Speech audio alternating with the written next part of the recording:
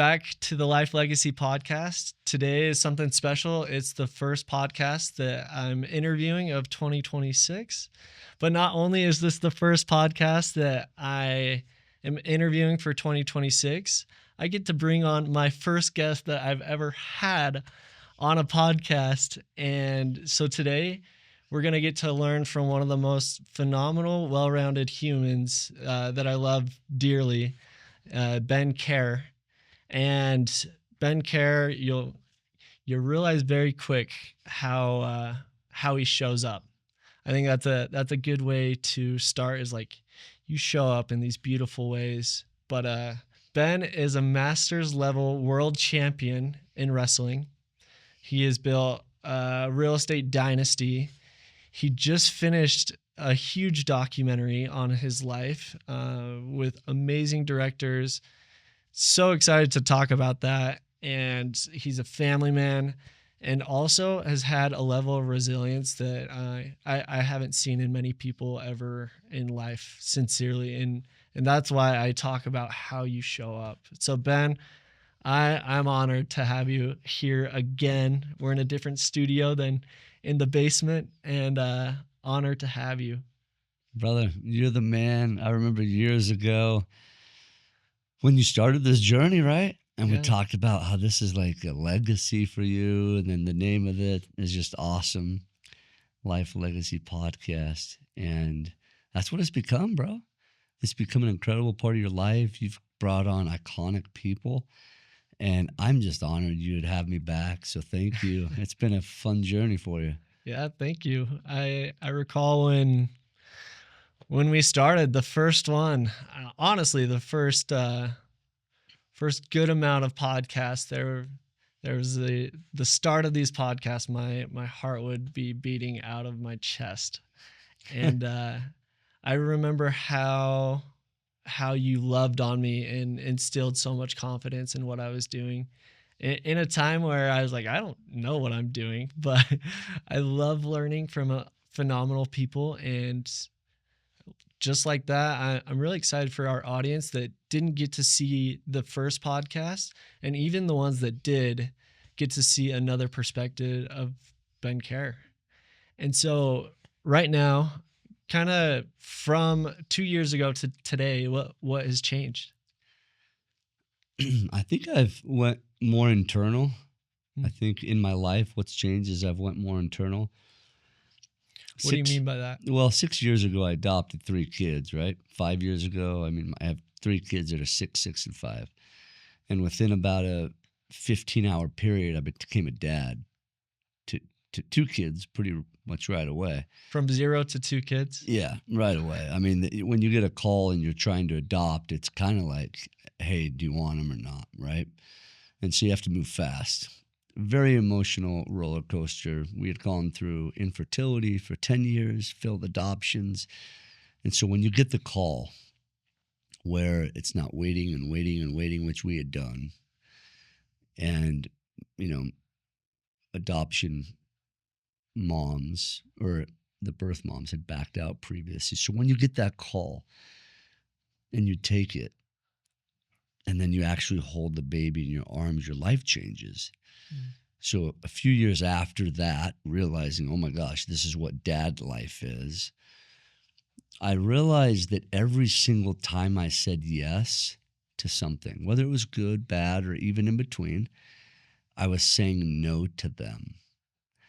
And so my to-do list changed to almost like a not to-do list, right? My more nose, shutting down. Exactly. More foundation of these are what I'm actually going to say yes to. And so things came with a higher level of purpose and more intentional. And I'd been flipping homes all over the country, and we just chatted. I felt like God was talking to me, and I would push him aside. I wouldn't listen to him. Like, I know better than you, right? Or the money could have been good or whatever. He's grabbing your teddy bear and he's got a giant one behind. Yeah, exactly. And he spoke to me in a way that I heard him saying, basically, I don't want you to paint more walls, because I was renovating all these places. He's like, I want you to paint more souls. And as Oh, I heard that, I'm like, oh man, come on. And then I decided, oh, what does that mean? And so for the last 3.5, 4 years, we've been filming this movie of my life, and it came out of nowhere. And I'm trusting now more than ever the power of team. Just like Jesus had 12 apostles, did he need them? I don't know. The dude was like, Jesus is a gangster. They needed Jesus more than he needed them, but yet he had them, right? I think that's important for us to understand. He had accountability partners. He had teammates. He had people that he trusted in, whether they defied him or not. He still showed up. He still washed their feet, right? And well, so that's something interesting because, there's a point where Jesus pretty much says to our Heavenly Father, like, where art thou? Like, Jesus needed people. Yeah. And if Jesus needs people, how much more do we need our team? Yeah. Yeah. Being imperfect, right? Us being not him. And so what's the last couple of years looked like? It's looked like people coming into my life, like the Tanner Christensen, who's director of the film, T.C. Christensen, who's an icon when it comes to film in Utah, Jared Hess, who's come out with Napoleon Dynamite, Nacho Libre, and Minecraft. Like, people have come into my life that's been my support, that have allowed me to tell a much greater story. I mean, let's talk about that. If you read the good book, the Bible, it's the Matthew, Mark, Luke, John. It's not Jesus writing it. It's the Tommies right here helping us with this, that are the people that are the Matthew, Mark, Luke, and Johns. They're the ones watching this, seeing this, and be like, they're the team. I call them shot callers, right? In my life, I call my shot. I put my goals out there. But then I need people in my corner that are there helping me call my shot. And when I play victim, when I play small, when I'm like, nope, I'm not doing it, God, right? They're like, dial in, Ben. Let's freaking go. They love you enough to say the hard words that are hard to say. And well, two thoughts on that. I have a brother that I know when I go to him, I'm going to get the hard words. But I know it's coming from a place of pure love, and he would never say anything that will not improve my life from his perspective. Number two, there's people that are lonely and would love to get people in their corner. How do you show up in a way that people want to be in your corner? Dude, I think that's so good. I think I've had people in my life that have just done that, especially with doing the film. I've had people that have stepped like way out of what I would probably do in my own life. And they've given me an example. They've given me a path to be like, oh my gosh, this is what it's like. This is what you do. That's a great example. And it's just number one, I think communication's huge. I think I lack at that. I get so, it's easy for me to get dialed in with the blinders on and focus on one thing. And it's a double-edged sword, I think, for me. I focus on one thing and I get really good at it. But when I do that, what happens, right? You put other things aside. Yeah, they take back burners. Yeah. Some of the best connectors I've seen have been able to, and this happens to everybody, when that name comes into our mind, and you know what I'm talking about. It's, oh, Cade, out of nowhere. Boom. Stop. Take a moment. And with the technology we have today, it's that easy. Pull out our phone. Kid. Bruh, I'm just thinking about you. And with a voice text, it's even easier, right? Kid, yo, I'm just thinking about you. Funny enough, you popped in my head. Just want you to know I love you. Dude, pop me a text when you want to go grab a bite to eat or something. Mm. That literally took me probably 7 seconds. But yet Cade gets it. And he's like, dude, he's just thinking about me? Wait, he didn't want something? He didn't need something? He didn't need me to a favor. Wait a minute. I have another friend named Josh who's like, I remember he called me out of nowhere. And I'm like, what's up, bro? How can I help you? He's like, oh, no, dude, I'm just going to my hockey game. Just want to check in, say what's up. I'm like, you don't need anything? Like, because I'm a box checker. Yeah. So it's easy for me to be like, yo, what's up? All right, this is what I want to chat with you about. Blah, blah, blah, blah. And Josh, he's just like, no. And when you have that type of open communication and there's no like finish line, it's like, then like conversation stirs and the real stuff comes out. And then the real important dialogue happens, right? So how do you show up for other people? I think when something comes in your mind, act on it. And you'd be surprised at how that's God-driven. I love that. Yeah, God will always send people to your mind if he knows that you will act on it. Mm. And so again, this is showing up where God can trust you with his people that need help for you to be that instrument. That reminded me of there's 3 dimensions of love. So the first dimension of love is pretty much what can I get out of this? The second dimension is transactional. I'll show up when we're both showing up. I'll give you my 100% as long as you're giving me your 100%. But the third dimension, and this is a big goal of mine this year, is to love in a way where in the third dimension, your needs are now my needs. And so in a loving relationship, I think that feels appropriate to always be in third love. I'm curious on how to implement that with friends, with the people in your corner, and they deserve it. Your family deserves it. Your friends deserve it. And to live a fulfilled life, you need to have, your own family. You need to love your family, but you also need to love your friends. But Arthur Brooks talks about it. There's this level of faith too. How do you show up with God in a way that his needs are now your needs?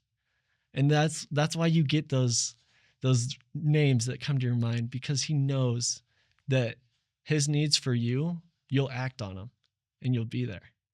So that's awesome, because maybe not everyone's getting those names, and that's a level of trust that God has given to you.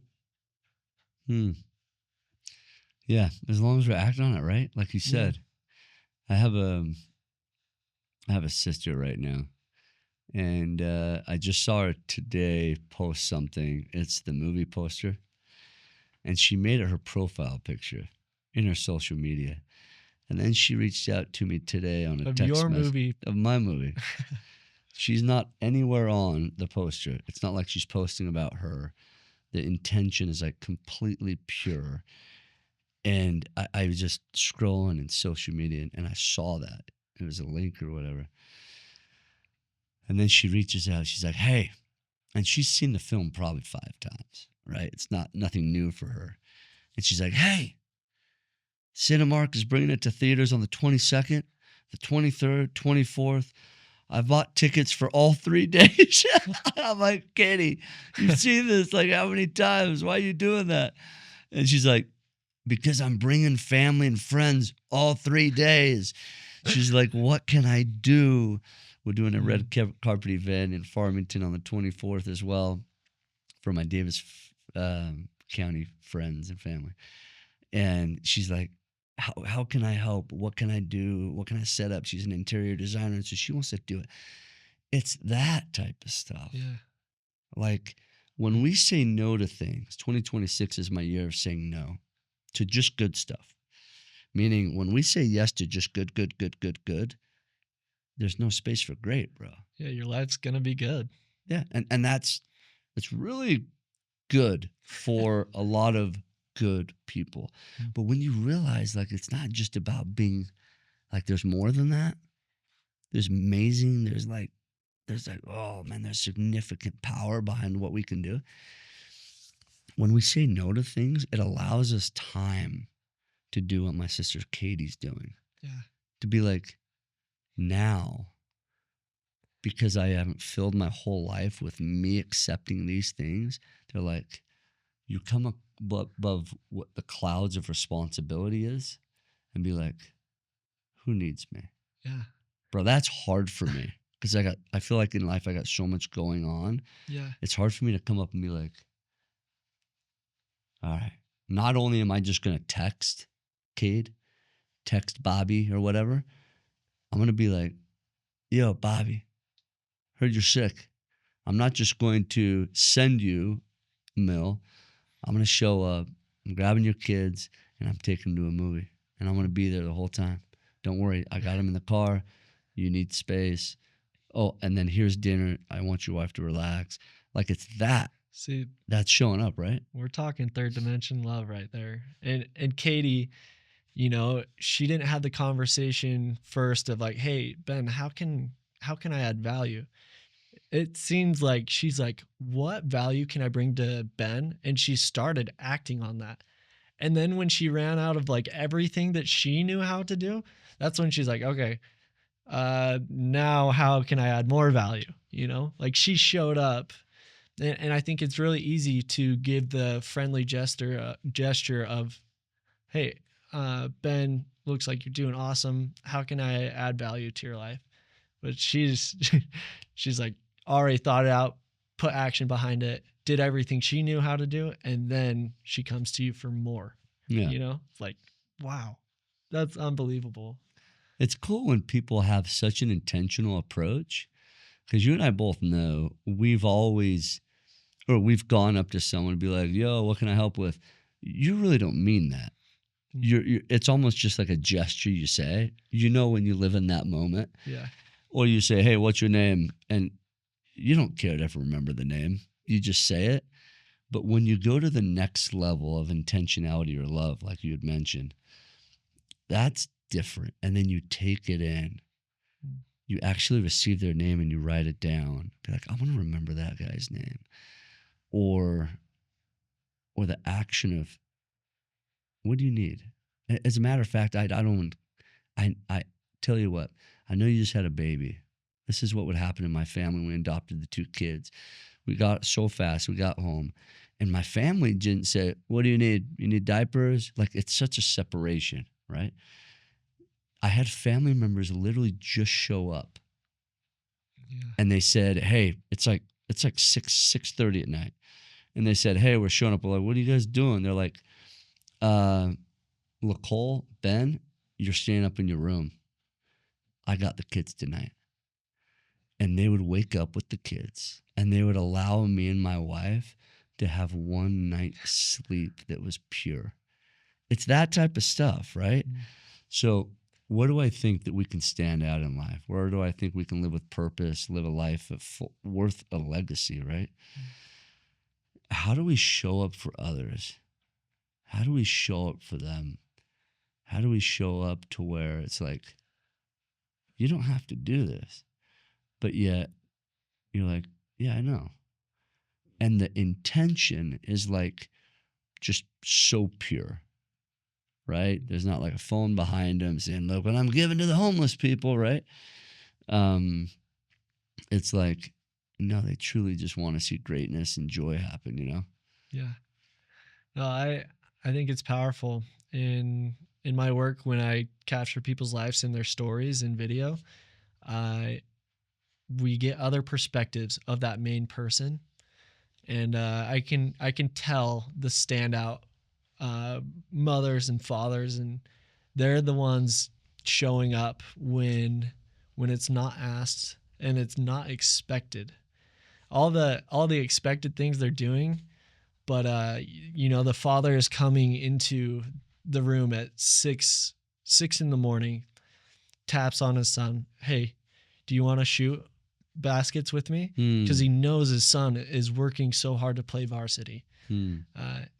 And that son might say no sometimes. Every day coming in, every weekend coming home from dates, the dad is sitting there after already, waking up at 6 a.m, having a full hard day at work, and then turning that off and just being there for his kids. And they had nights where he would be sitting there at 1, 2 in the morning, when they know he's got things to do. But it's just this level of showing up that it's almost like you can't comprehend that added thought of love towards others. And that's something that I'm trying to work on.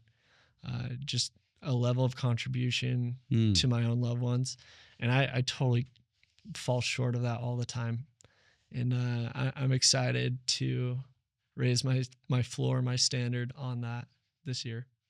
I love that, dude. I want to share an experience I had with my father numerous times growing up.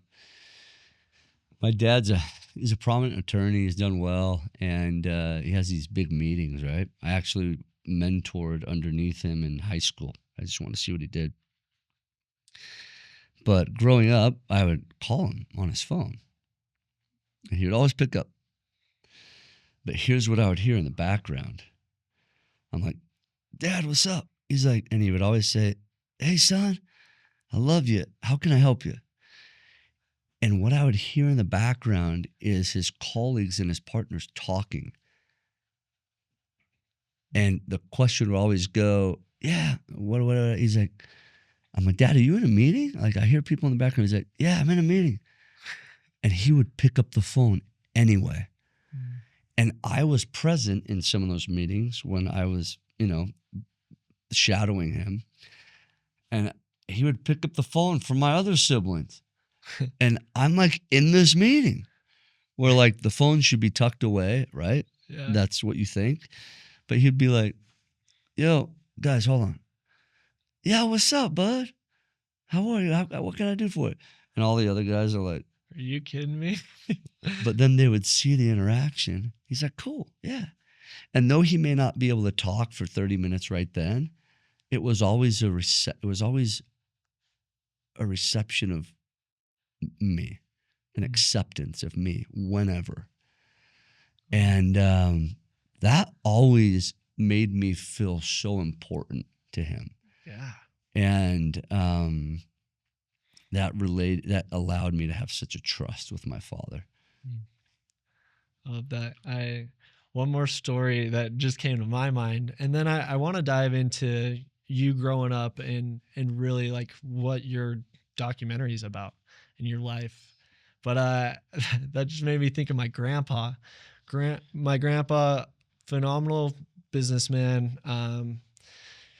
He would import diamonds from different countries and did a lot of great things and had a lot of very important meetings. My father, at the age of 12, my grandpa would send him to these meetings in place of my grandpa. No way. And so my dad would sit down with these guys and they're talking about, big things. Yeah. And they're like, what are you doing here? And it was my grandpa giving my dad the opportunity to sit in, special rooms and at a level of trust that his 12-year-old son could handle hard things like that. And that instilled this love and opportunity that my dad wanted to give to each of his kids. So my 4 other brothers and I, we've gotten to be in rooms in critical moments and gotten to meet phenomenal people because of what his grandpa did for him. And so I imagine now with your kids, when they get their phone because of what your dad did for you, I'm sure you're going to look at that phone call and see your kids and remember how much that affected you and why it was so meaningful. And this is the power of generational, trauma or success. And so it's just a cool thing to point out that it's amazing that your father, did that for you. And I know your mom has also showed up for you in in some moments when you've really needed it.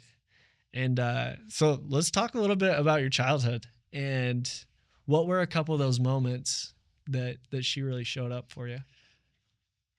Well, there was a moment, man, I have tons of them, but there was a moment that always sticks out when I got annihilated verbally in this grocery store and by an adult, and I came home and Wait, first, why were you getting annihilated? You're just a kid. yeah, so I'd go to the store. I'd saved up about 100 pennies over the course of about 2 weeks.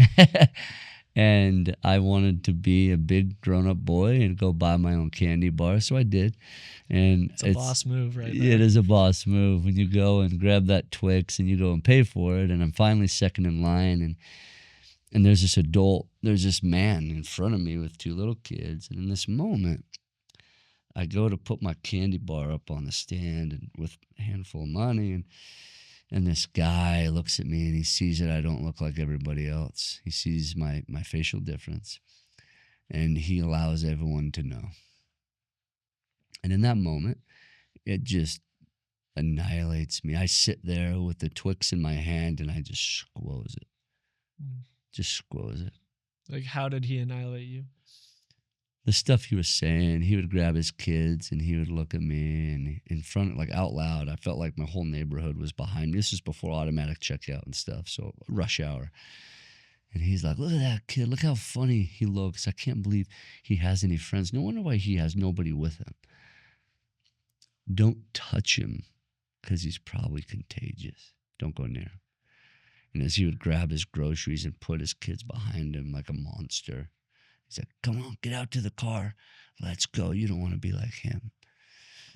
And in an elementary mind, not knowing what to do, I remember closing my eyes and just praying that when I opened my eyes, he'd be gone. And then when I opened my eyes, he was still there pointing and laughing.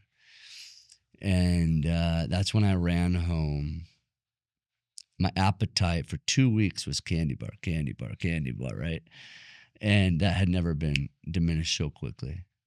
And I remember going home, running in the bathroom. I threw this crunched up candy bar against the wall.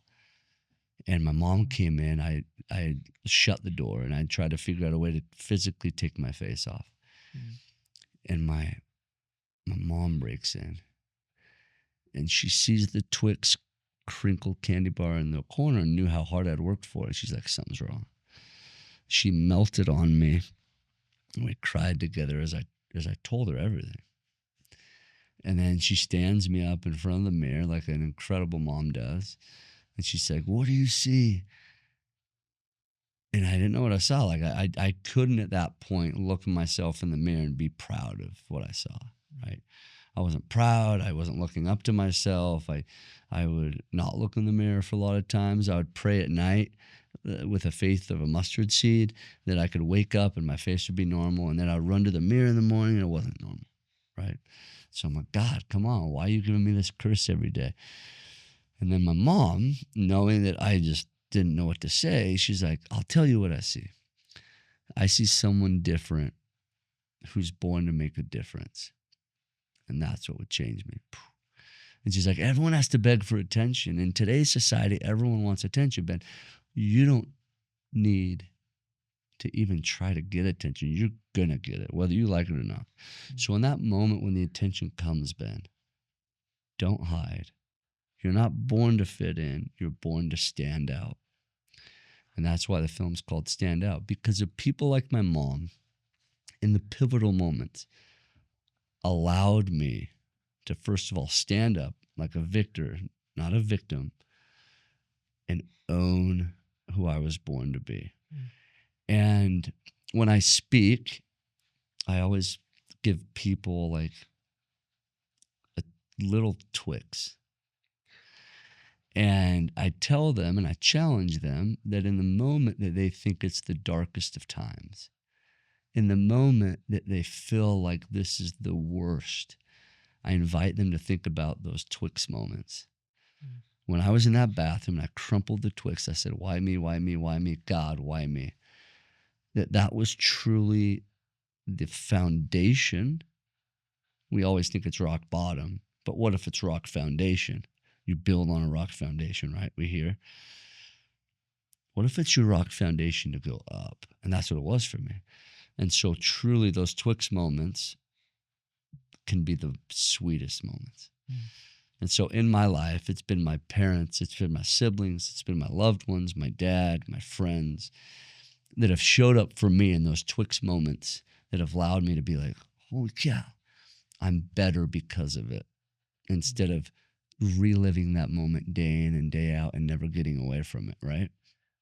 It's incredible for your mom to step in. And I'm sure the older I get, I realize more how heroic normal people are. She never got a script to know what to tell you in that moment. And that's where I think God comes in and puts the people in your path to give you that paradigm shift of I was made to be different. Mm. And I just think it's special. We have this expectation of everyone around me should know how to help me, and that I need help for some reason. But just listening to that as well, the day that you have the paradigm shift, that your hardest moments and your trials are actually going to be some of the biggest blessings of your life, that's when you're awake. That's when you realize what this life is about. And those can either be the things that are the story that bring you to nothing and make you a victim, or those are the moments that you look at it and figure out how to be the victor. Mm. And you've just done that at a level of excellence that is so powerful and such a powerful example of a real resilience, but an understanding. And I'm sure there were times that was not understood, and but the willingness to punch through those obstacles of life, these trials, and hone into your gifts that were, possibly weaknesses at a time in your mind, and the beautiful power that life is a gift, and these trials and hardships are gifts. And you just need to find, the diamond in the rough of that hardship. And I can promise anyone at home, and you can fight me on it, but no matter what trial or hardship you've gone through, there is a gift in it. And my invitation to you is to find that. And I just want to give that invitation to everyone that's listening. I love that. I love it because it changes your perspective. Like what I've had in my life is, because it doesn't matter how strong you get. It doesn't matter. I mean, Jesus is a perfect example. He's perfect, and yet he's getting persecuted. The stronger he got, the more the persecution came, actually, right? The dark gets real dark against the light. But it allows you to know when you're going through these dark times. I've started to change my perspective in my life. I'm 42 years old now. I still feel like a rookie, but like with a 42-year track record, And you got a resume. You have a good resume. It's fun. An amazing resume. It's fun because I've been able to see my dark times and go into them. And it's not, I wouldn't say the dark times are easier, but they allow me a perspective that's different. So psychotically, I go into these dark times and these trials like a little bit excited. Yeah. And my wife's like, you're crazy. I'm like, I know. And I love it.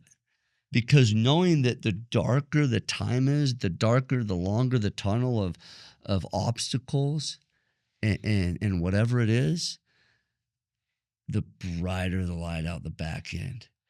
And so sometimes I'm like, instead of praying for like the light to come quicker, it's like, I can stay in this.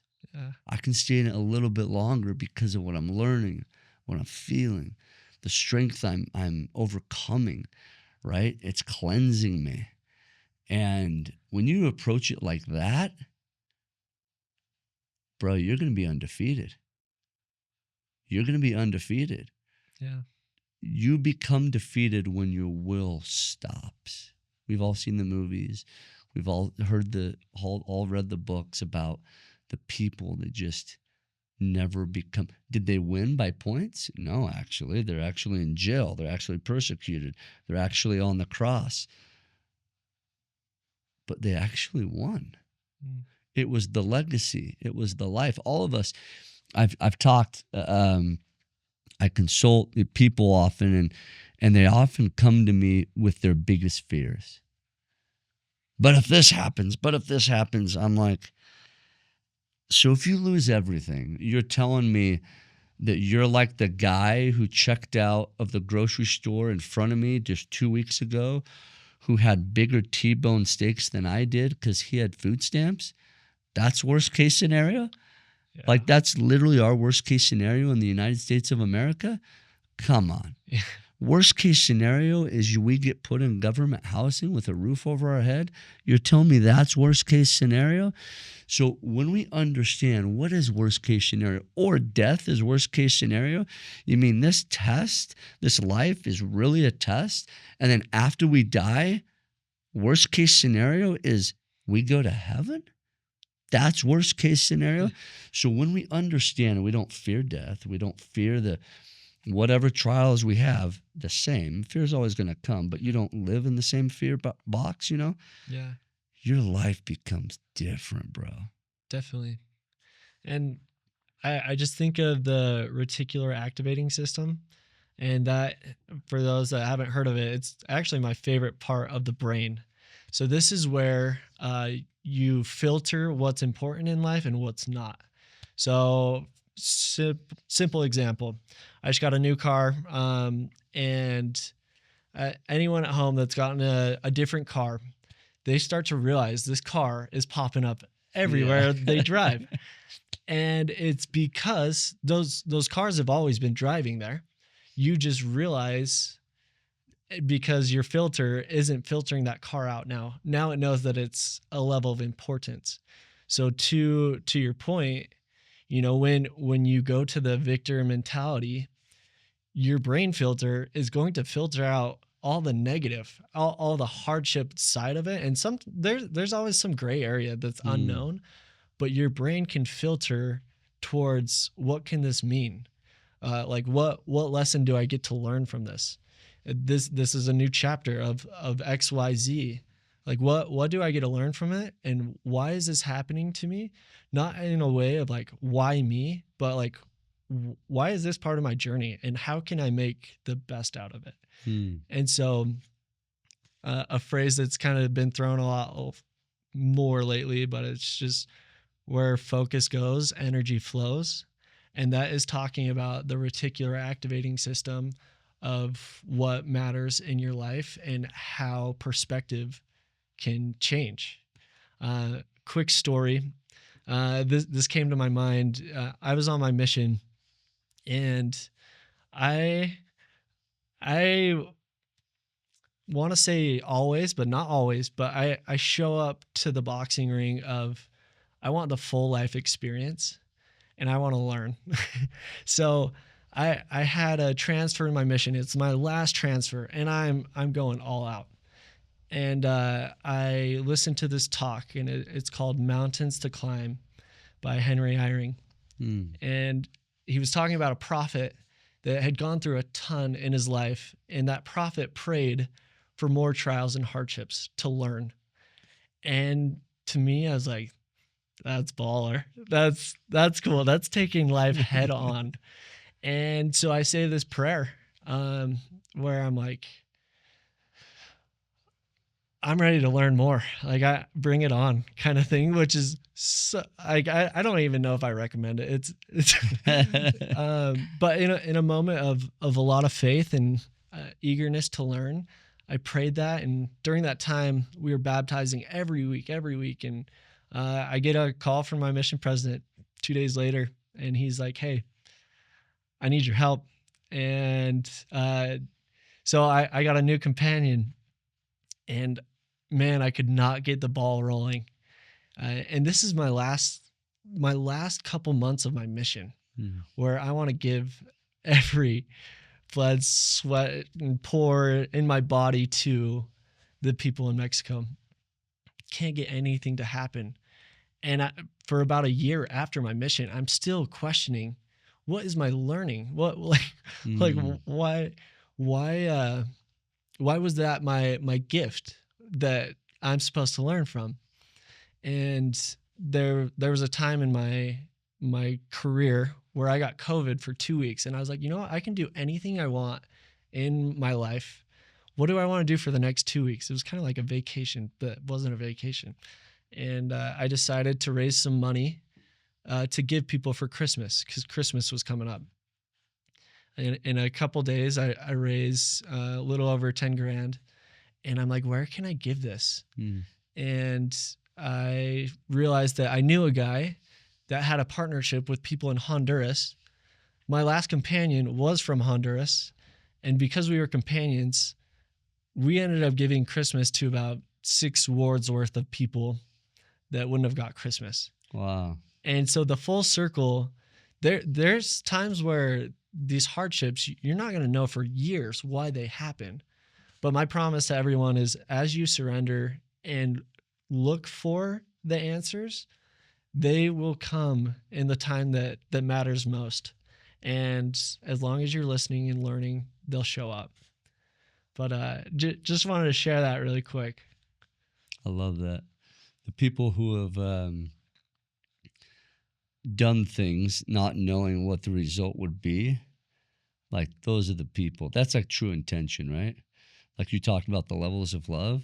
That third level, that third dimension of love is like, I'm going to do this because it's the right thing to do, whether there's reciprocation. Mm. When you marry a spouse like that, when you have friends like that, when you have people in your corner like that, that's next level, man. Mm. And whether there's no tally, right? There's no score. There's not like you go home and every night there's a scoreboard like, honey, I've done 5 good deeds. You owe me this, or vice versa, right? And that's a healthy life. Mm. Every time, and I think naturally we always keep in our mind like, oh yeah, they've done this. Oh man, I got to step up, right? But it's in those moments where you're like, maybe in a low moment, you start thinking, you're like, holy cow, these people showed up so big for me. And I think that's a true legacy. Talking about the name of your podcast. That's a life worth living. When we're all gone, think about this. You and I are going to have a funeral one day. There will be people that will miss our funeral because of the weather. There will be people that will miss our funeral because they didn't put gas in their car. They have to go to their kids' baseball game. Like, how important is that really? What it actually stays, what actually has stay power.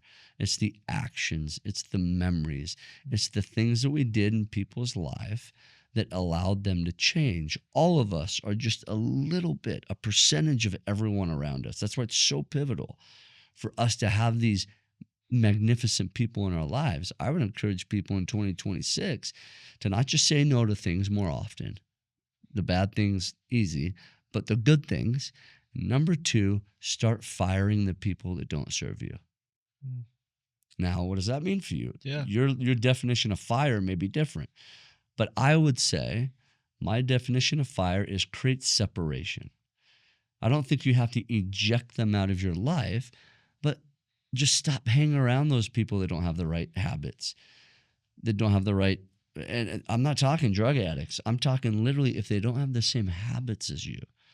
If they're not going in the same direction, just be cautious of who is pouring into you, because that becomes us, right? There's degrees of this, of who we surround ourselves with. They say the handful of people that you surround yourself with is who you end up becoming, almost by default. And you'll see the people that won't take your calls.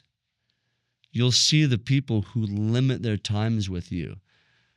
Sadly, because they feel like their time can be better spent somewhere else.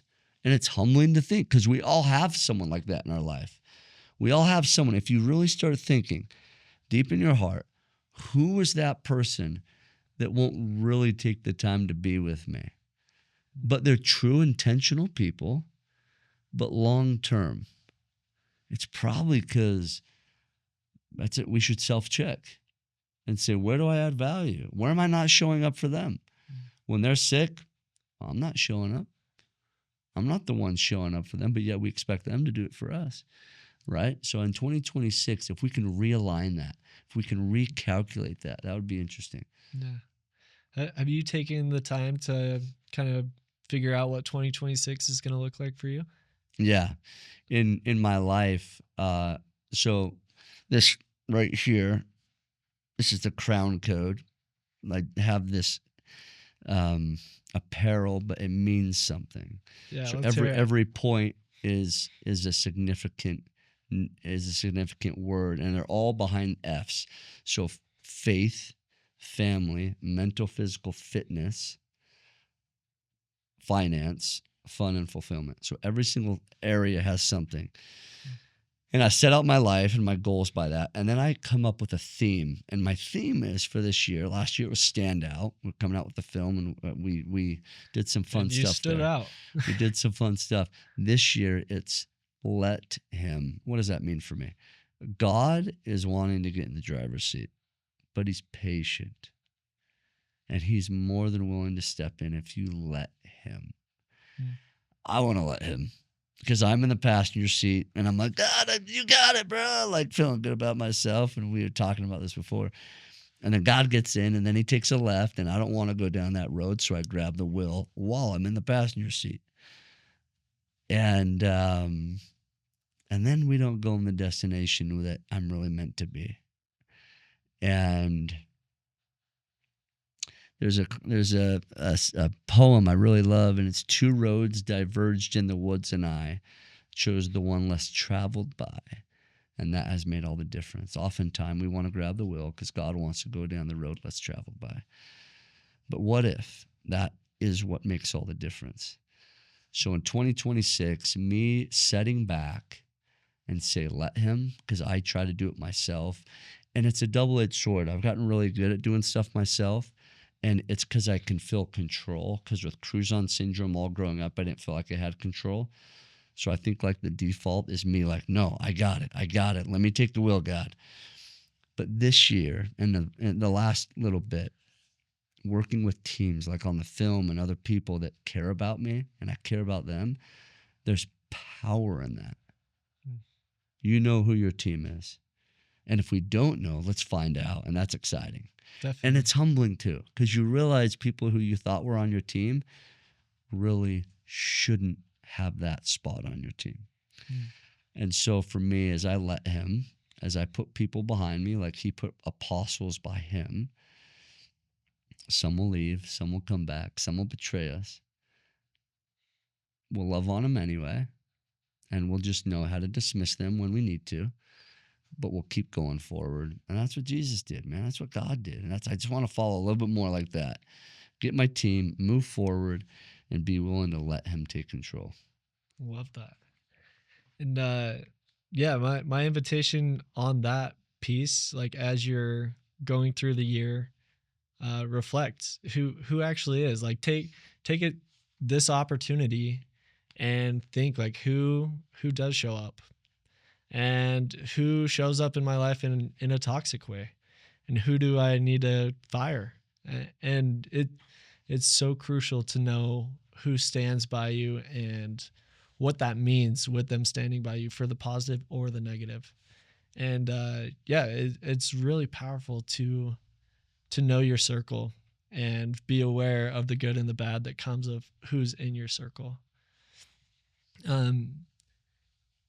With 2026, someone that, you know, they're in their 20s trying to figure out, wants to play big, you know, how would they, what would be a good system to go about planning their year that you like? Man, I would take the crown code, literally if they go to bencare.com or go to victorvault.com, I have a free guide. It's a gift.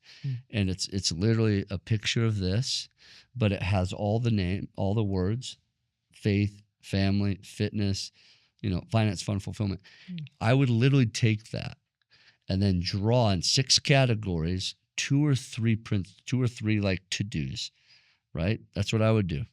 And then down below, do a couple not to do's in those areas, because we always have to do's and not to do's.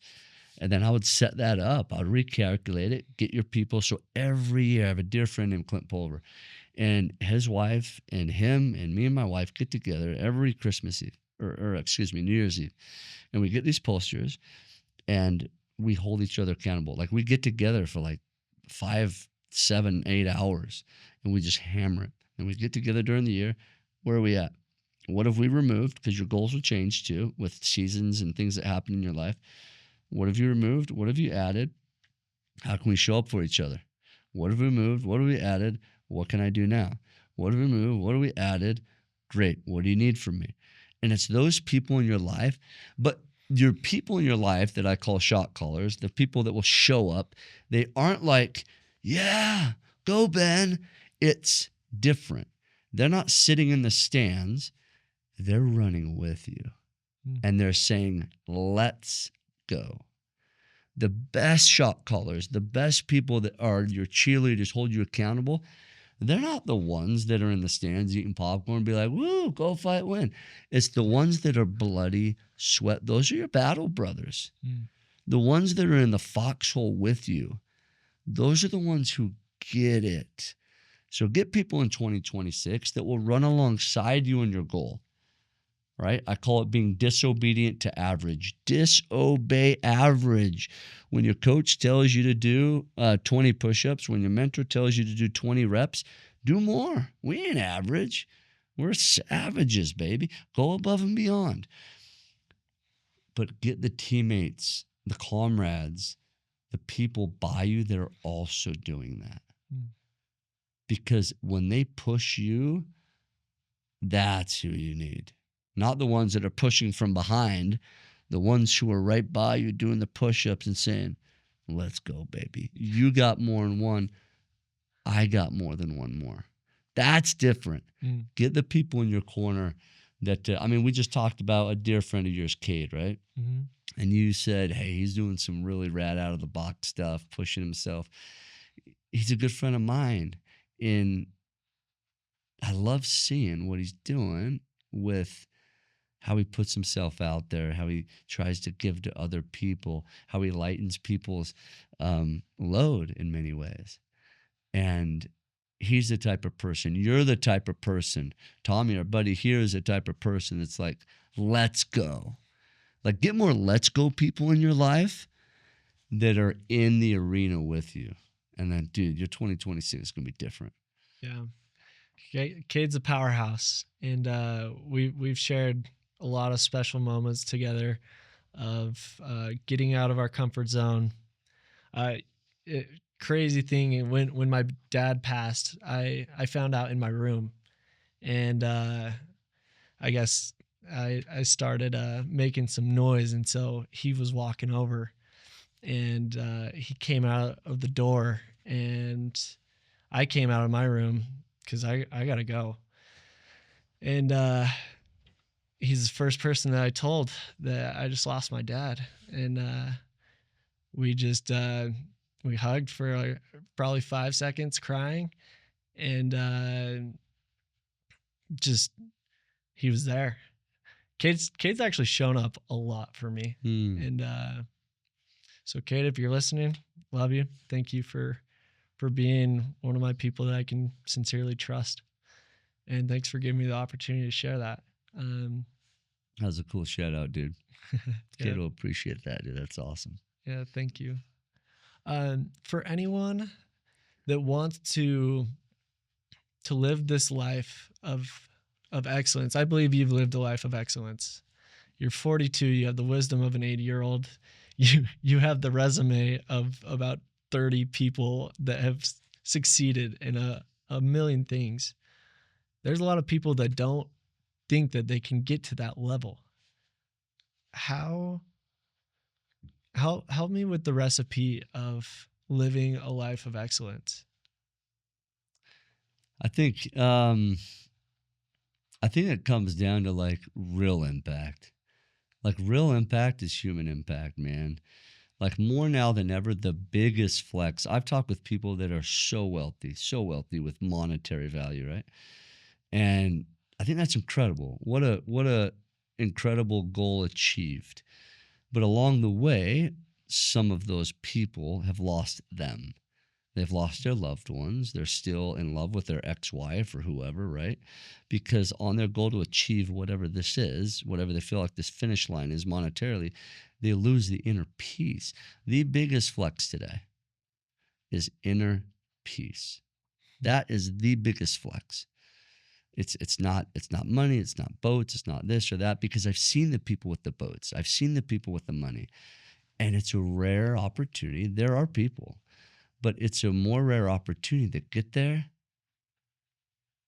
And it's not like, this sucks. I thought that when I got here, I would be this. I would have this.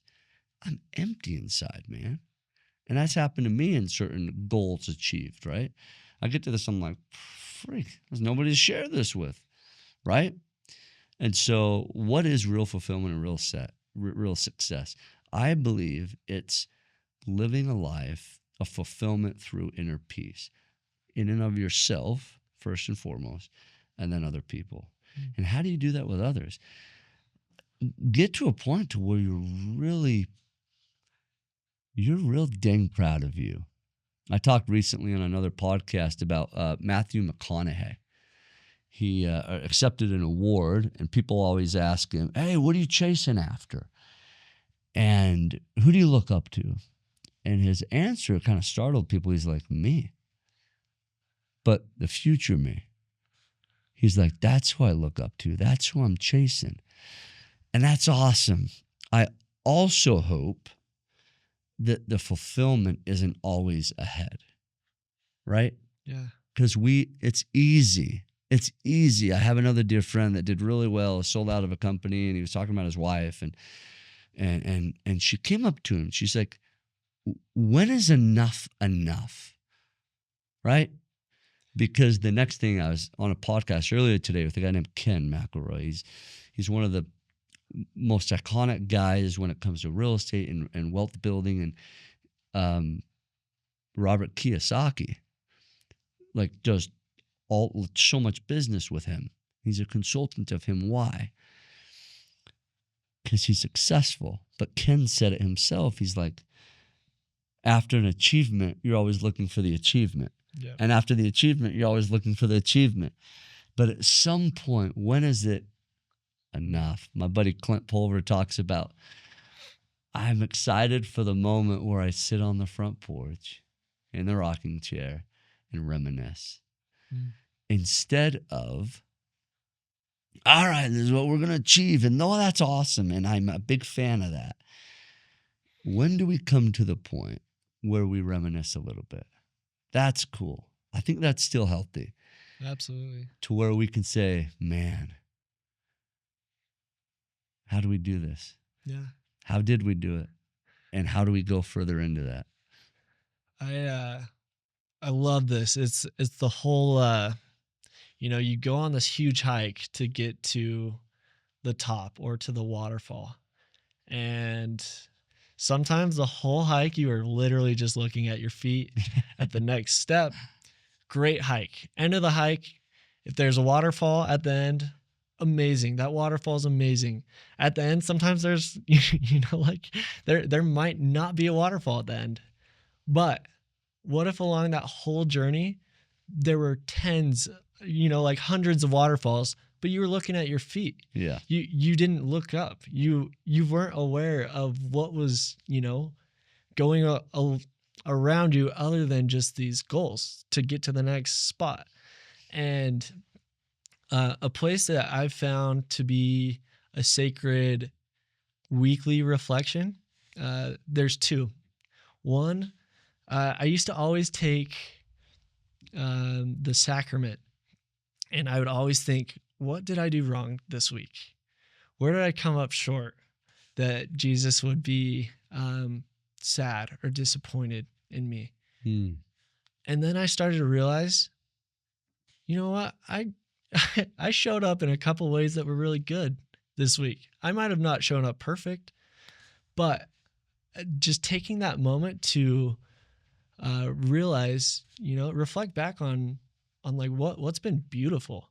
Mm. And I think at the end of the year, a lot of people will do a little reflection, but I'm trying to start journaling where I'm reflecting daily, but at least a weekly reflection that I've really loved is when I go to church. And that's kind of the day that I let everything pause for a sec on work things. And I kind of think of what I liked and what I didn't like about the week before. But I also start the visionary side of it, and I prep that next week on Sunday. My favorite place to do it is I go to the temple parking lot on Sunday nights, and I think there's no better place to go prep your week. And I just think God is our board advisor that can guide us, and let him. That's a great place to let him show you what's going to matter this next week. And so those are two moments on Sundays that I typically take that make that long journey of I don't know what's in me, but I will always be striving for that next achievement. And I think it's human science that we will continue to always do that. But that has been a little loophole that's helped me to enjoy and appreciate and be grateful for the good and the bad that I'm experiencing in life, and put some love towards it. So that was just a thought on, like, you don't have to wait till the end of the hike to love it. You can love the hike the whole time. Yeah. And you should, because in every hike there's beauty. Yeah. Every step there's beauty. And typically at least where I'm at, for example, I'm 28, not married, would love to be married. I have a couple businesses, would love them to be at this next step. Everyone I've talked to, when they get to those next steps, they say, the time you're in right now, like that's the time to live. And I've taken that upon myself to enjoy and live and love the stage that I'm at. It's really hard to love the stage that you're at in whatever you're doing, but there's a lot of beauty. And at some point, we would give anything and everything to go back to where you are today. And it's hard to comprehend and believe at times, but I promise it's true. It just depends your perspective of it as well. But anything to add to that? Yeah, I love that. I think a guest that you had on your podcast, Casey Baugh, dear friend of mine, does those Sunday plannings probably better than a lot of people that I know. And I love 'em. One thing that is super, super important that we get to realize is whatever we don't plan just falls to default of probably other people's plans. And so our time will easily become somebody else's priorities in time if we don't map out our time. And there's no better day to do that than Sunday. Literally, the first of the week, here's what we go, here's what my Monday, here's what my Tuesday, here's what my Thursday. And the more we can dial that in, it allows us to know what our no's get to be, what our yeses get to be, and then maybe what our maybes need to be on the side, right? Yeah. But also, I've learned as a father, so all the parents out there, you can listen to this. I learned a mentor come to me, and during those planning times, when I'm saying, okay, I got to go to the bank to get a notary, so that's going to take me about 45 minutes, don't go alone. I have mentors and friends that have said, Ben, never take those trips alone. Well, it's just an errand. It's really an errand. It's not like I'm going out to eat and taking the time. They said, always take a child. So those for me, this last year, under my family, part of my crown code has been dates. They're not date nights, though. I don't say like we go to restaurants and then we go do an activity with my kids. I want to get as many dates with my kids as possible. So recently, when I go to the bank or I do a deposit or a notary or whatever for me to sign, my kids come with me and that becomes my date. But I plan that out on Sunday. Or if it just comes up and I need to go, instead of me, hey, babe, I got to go, and I run out the door, I'm like, yo, Liam, You want to do a date with dad? And all of a sudden that becomes a moment. Love that. And what do we do in those moments? They come, they sit there. It's super boring for them for a minute when they're sitting there and they're like, Dad, this is boring. Like, perfect. You get to understand that in life, some things we just get to do that aren't always enjoyable, but we do them anyway, right? And then you have the fun moments with them where they get the suckers, right, from the bank teller. And then on the way home, we may grab an ice cream cone or something. And then I pay them like a quarter or something for coming with me, and they get paid for that moment because they came and helped sign and the doc. And so the moments that we plan at the beginning of the week, these things that we otherwise wouldn't think of. Or, you know what? Man, Cade came up to me on Tuesday, and we even put it in our phone so it's an alarm that hits, call Cade, text Cade. And we set these things ahead of time, then it allows us to not forget. It allows us to not go by default. It allows us, because life gets in the way, other people, stuff gets in the way. Ding, ding, okay. I forgot about Cade. This is his, I don't know, his parents' anniversary, and I really care about them. And so you give them a call. They'll never expect that. Come on, that's going above and beyond. And so just stuff like that. Plan for your future. Plan for your success. Plan for your legacy. Otherwise, it will be somebody else's. Yeah. I have core video memories of my dad and I going to the bank and me trying to find the best sucker. Right? For you, Ben, what does the title Dad mean to you? I'll tell you what it means to me in a definition of a moment. It means me coming in. Is what I always dreamt about for 10 years, man, before having kids. Literally, this is what I look for. It means me coming home, like the end of today. I have 4 podcasts and meeting these moments, like we pour everything into these moments, right? I'm going to go home and I'll have the battery not all the way full, right? And it's me opening the door and my kids yelling, Dad, Dad, Dad, and giving me a hug. Whatever that feeling, that taste, that aroma, that feeling, that sight, what I'm hearing, that aura, that is Dad. That's Dad. There's a comedian, I forget what his name is, but he always gets up on stage with his shirt off, right? He has a little bit of a belly, and he was on an interview, and they said, you're on the road all the time. Is it hard to be loyal? Because it's so easy when you're on the road on time to think, and in the industry, you see people be not loyal to their wives, to their family, right? They fall into weird habits that aren't healthy. And he says, yeah, it used to be until I had kids. And he says, all I need is a moment when I'm at home with my kids and we're having story time. It's right before bed and they look up and my wife's right there, and my kids are right there. And it's this family moment. He's like, all I have to think about is that. The moment I choose out of loyalty, I don't have that. It's my son or my daughter looking up and saying, I love you, Dad. That's the definition of dad.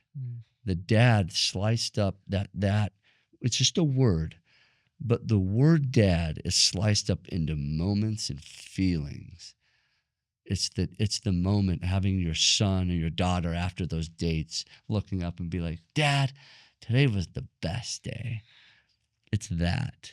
It's that. That's the definition of like dad. It's your dad in the meeting picking up the phone and being like, what can I do for you? Dad, are you in a meeting? Yeah, but you called, bud. What's up? It's that. How was your day? Like that is the definition of dad. The moment that that's not dad is the moment I don't want to be a dad, right? It's that. That's the antithesis of just that feeling, man. That's good. Love that. And say 20-ish years from now, your kids are starting to be parents, and your first child, they are pregnant. They're about to have a kid, and he comes up to you and says, Dad, I don't know how to be a dad. What advice would you give? Oh, man. You know what? I think a really rad thing that we don't give enough credit to is just the word trust. Like, be a man that your kids can trust. Be a man that your daughter sees as like, at one time my wife asked, we're asking all the kids driving on a road trip, and who do you guys want to marry? Who are you gonna?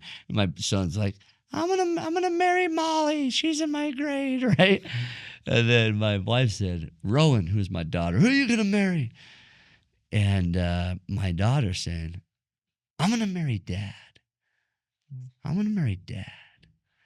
And my wife's like, nope, too late. I'm married to Dad. So who are you gonna marry? And then she's like, someone like Dad. Like, What a compliment. that, isn't it? Yeah. That's everything. That's literally everything. But you can't be that if there's no trust. Mm. There's moments in a kid's life, in a kid's day, and they say they're the most crucial moments when they wake up and when they go to sleep.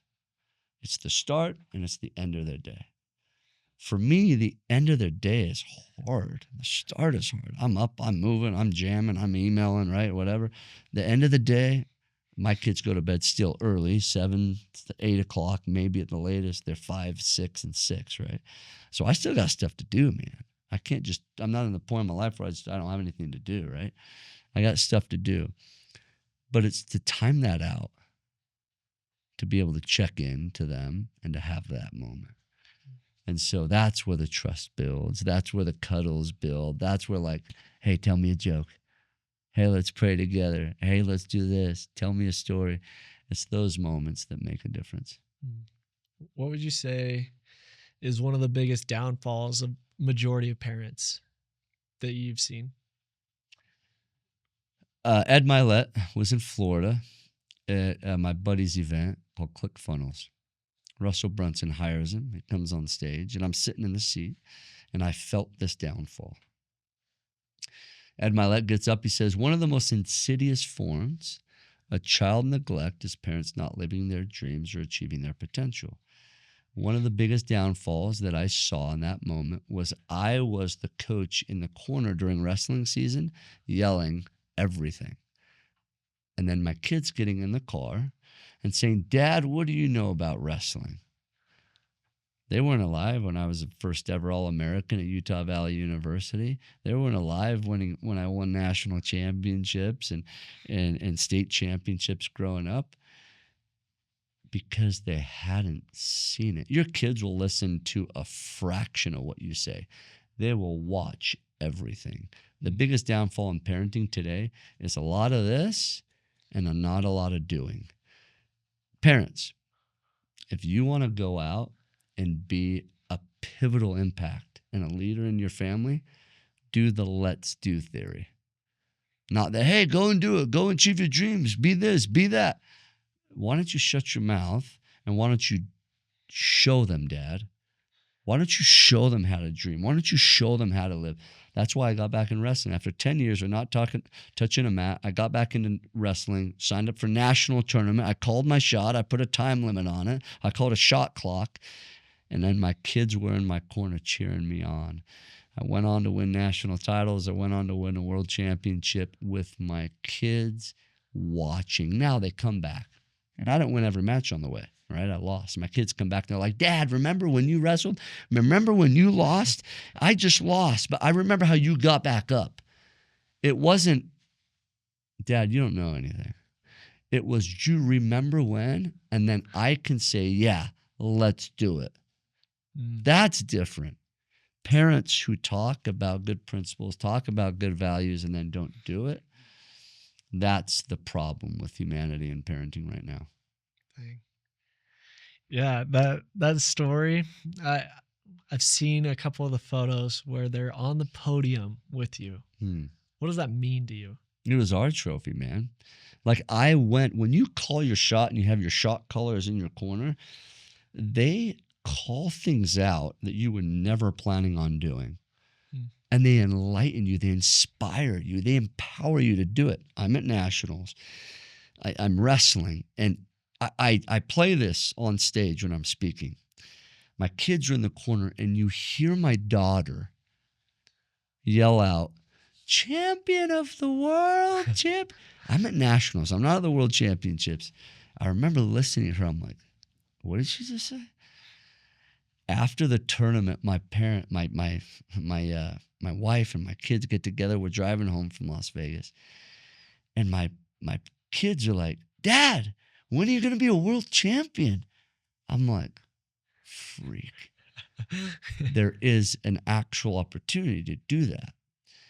And I was invited to go there and represent the U.S. at the World Championships in Greece. And it was them that got me there. It was them that empowered me to go there. It was them that was challenging me to do it. It was me at night. Let's say we're watching a TV or something, and a commercial comes off, and comes on, and I drop down and I start doing push-ups. It was them and doing the push-ups with me, or jumping on my back saying, "Let's go, Dad." It was them on the podium with me, because it's their award too. It's ours. And then it's also them holding the gold medal and the silver medal when I lost in the finals in freestyle, and then won in Greco, running around the mat with the American flag on their shoulders saying, "Champion of the world," not caring what the color of the medal was. That's the thing. Like, these people right here listening, my friends, you get too caught up in the medal, the color of the medals. Brother, I don't even know where my medals are. I literally don't. I would have to go home and take probably an hour to go find them, because the color of the medals don't matter. Your kids don't care.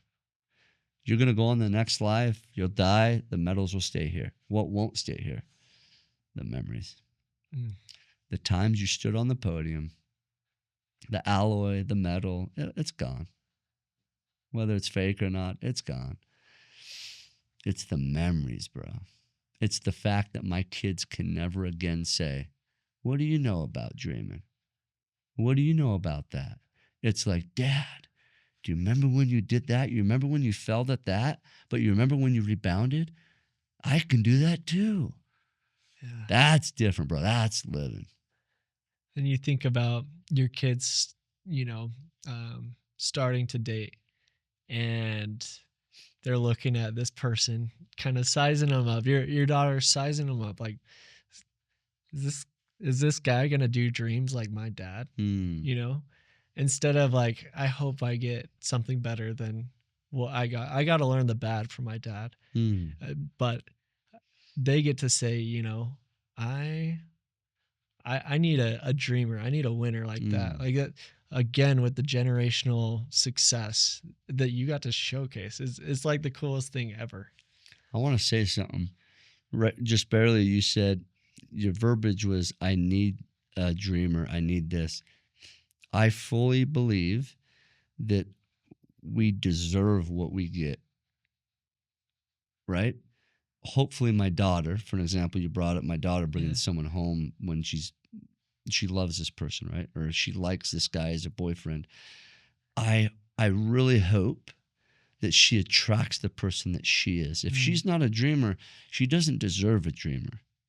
You follow what I'm saying? Yeah, absolutely. She could want, but that's not deserved, right? And then after we get married, I believe we stop doing some of those things. Yeah. And I've thought in my life, I had a mentor say, that's when you start cheating on your spouse. And when they said that, I was like, that sounds like really harsh.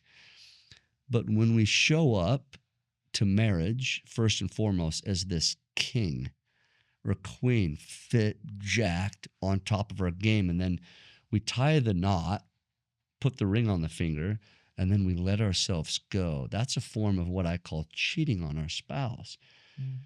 We're not going and sleeping with other people. What does it mean? It means you're not living up to a level that they expected. You gave this to them. You put the wool over their eyes, man.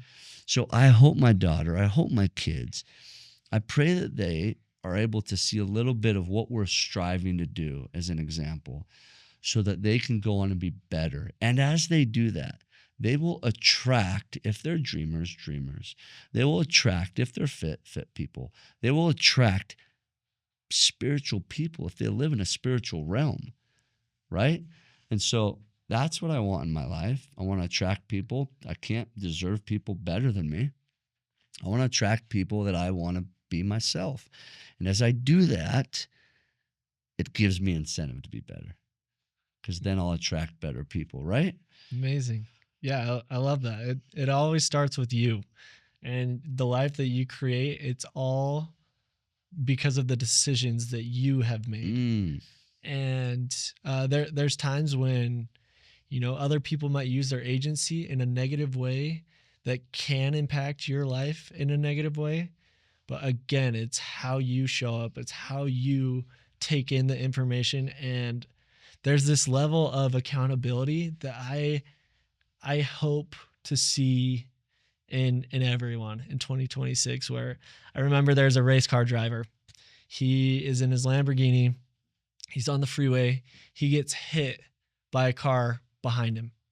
Uh, he's talking on a podcast about it, and he's like, "That is my fault. I'm a race car driver. I got hit from behind. Like this is my lane." And he took the accountability of what a majority of people would say was their error. mm, They had to pay for it or whatever, but he takes the accountability of, like, this is the situation that I'm in, mm, and I let someone hit me, right. and I think the level of accountability within yourself needs to be 100% in every area of your life. And I've gotten more and more passionate about that over the last couple of years, just because the only story that a victim is telling, or a person acting as a victim in that moment, that it only sounds good to them. Yeah, Everyone else can hear it. totally. And so if you ever catch yourself, in your mind or out loud, just know that there's probably a piece of that you can own. And when I say a piece, there's a lot that you can own. Um, Ben, as we wrap up a little bit, what's the legacy that you want to leave behind? I think you've done an unreal job. And just with life, like it keeps going, and there's the next achievement and all that. But for you, when all things are said and done, when people are talking at your funeral, Mm, what's the legacy that you would love to have your kids and family know about you and think of you? that's such a good question, man. I feel empowered when I walk in a room and I'm able to be with someone, and then when I leave, they feel like they're more powerful. Mm. And if they feel like they can accomplish more because of the things I've maybe learned in my life, or I just become a true conduit of what God really wants them to know, and I kind of just get out of the way of who I am, and it allow that to flow through me to what these guys, really need to hear. If I can do that, like, dude, I think I will have done I think I'll be proud of myself. Mm. But I want other people to be better because they knew me. I want other people to be better and to show up for themselves and say, man, if he didn't show up, I don't know if I would have done that. I don't think I would have called my shot the same way. Oh my gosh, I need more of him. And man, if I can do that and actually have it not be just a motivation where it's like fleeting, but have there be some real movement in an influence where you actually move the needle, right? Mm. That can be something that's life changing. We've all had those moments where the light bulb's like, ding. And if I can be a part of those moments to where that light bulb goes on and they're like, that will help me live my legacy better, Mm. then, man, that will be some fulfilling moments, Absolutely. Um, what has been one of the most rewarding moments of your journey for you? You talked about the kids on the podium. You do tons of public speaking. What has been a moment where, because as you were saying that, I was like, man, you're doing that left and right. Um, every time I talk to someone about you, or it's like you're you're giving those people those moments. I'm just curious if there's been one Hmm. in specific that stood out to you. Um, that's a great question. I spoke at an event, and by the way, people always ask, "What's your favorite moment of like speaking?" And they think it's probably like the moment, like right when they're reading your bio, or the sizzle reels up, and you're like, "Wow!" on stage, right? The light's sitting on you, it's feeling hot, it's sizzling, and there's that moment, right, where you have the crisp mic in your hand, and the crowd's silent, and then every word is just felt and heard. You hope, right? But it's not that though. My favorite moments, if I do my job on stage, if I bring the vulnerability, if I bring the love, if I bring the authenticity, and if I bring the critical data that of research of life and things that I give to people, then after you walk off stage, that's where the magic happens. I dislike the speaking engagements where there's no interaction after. Like I go off and then you don't see anybody, because if you made an impact, you immediately feel it. And I'll remember hearing Ed Milet that day, and the next year being called by Russell to speak in that same spot, the exact same spot as Ed, actually, Saturday morning. And I felt like I was able to deliver what I felt like was in my heart that day. And I went out in the hall to just I left. I went out in the hall to grab a drink or something, and these people came up. And there was a line of people, and there was one man that just came up bawling. And he said, "Ben, I don't remember the last time I gave my kids something to cheer about. I need to allow my kids to cheer me on again." There's another guy that came up, and he said, "Ben," and he had really thick glasses. And he said, "Ben, look at me in this eye."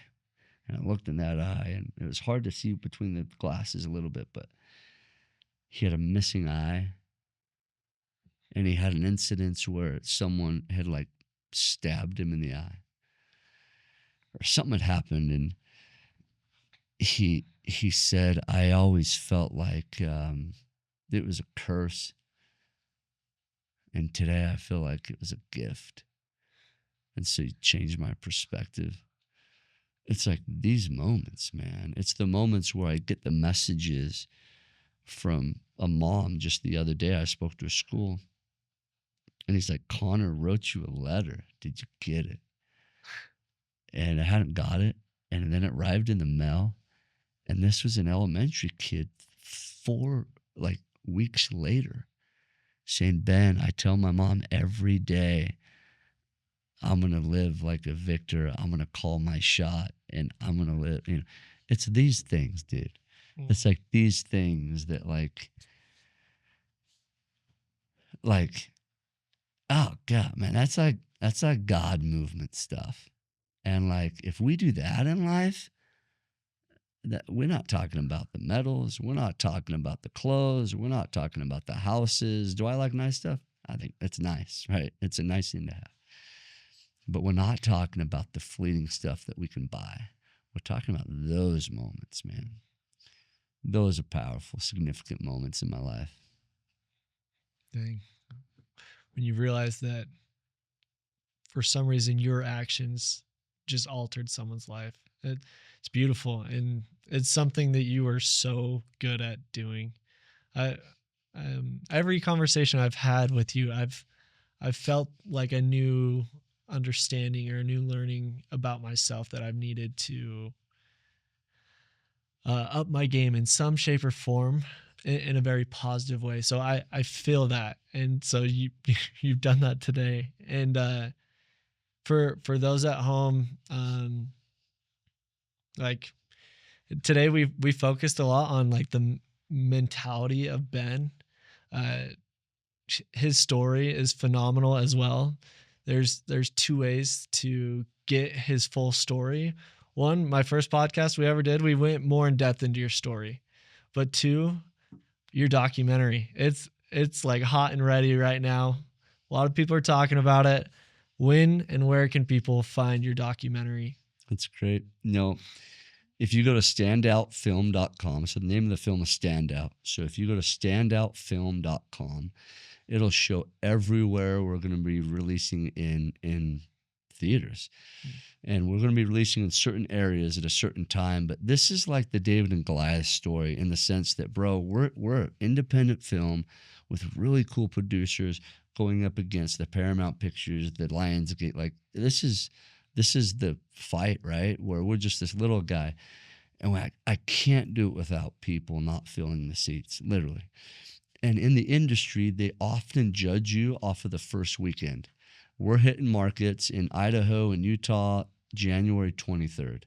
And then a few weeks later, we'll be in Arizona February 6th. And then there's opportunities. If it's not in your theater, you can ask them if they can put it in their theater, or you can host a private screening.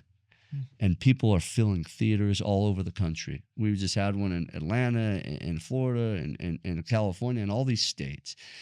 And the stories being told. And some of the people coming out are literally like, I had a lady call me. She was at a private screening I never even met.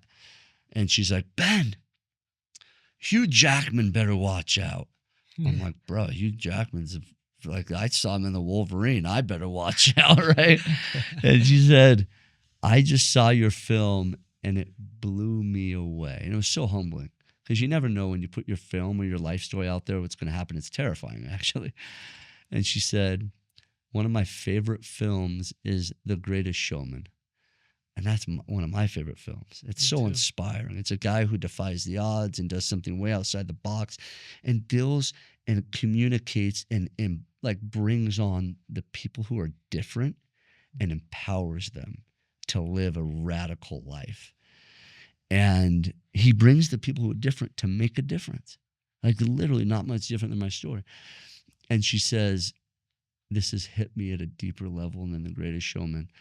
And that, to me, I was just like, are you serious? Another lady said, this is the film of the century, she says. There's a doctor, a plastic surgeon, who does all these surgeries on kids' faces. And he says, Ben, this film is a mix between Rocky and the movie Wonder. And he said, but it's real. It's a real story. None of those are real, true stories. And he said, everybody who watches he said, everyone with a facial difference needs to watch Standout at least once. And then he said, everyone without a facial difference need to watch it at least twice. And he said, I've been searching everywhere all over the world for something after my physical surgeries are done that I do. I need to find something that deals with them, with their inside trauma. And now I found it. Oh. And so, man, we have had like people come out of the woodwork that I've never met before. And now they're a part of my friendship. They're a part of my team. When we put ourselves out there for something greater than us, it's freaking scary. But it's magical too, man. It's a fun journey. Amazing. I mean, I've heard your story on stage a couple times and just talking, and you brought me to tears multiple times. You've inspired me in multiple moments where I've needed inspiration within myself that I find through you, and I'm extremely grateful for that. And for everyone at home that wants to learn more about it, we'll put the links in the bio here and down below in the description. But Ben, extremely grateful to have you as a friend and someone that I get to look up to. So thank you for all that you do, and I'm grateful that you were here today. God bless you, brother. Thanks for letting me come. Yeah, absolutely.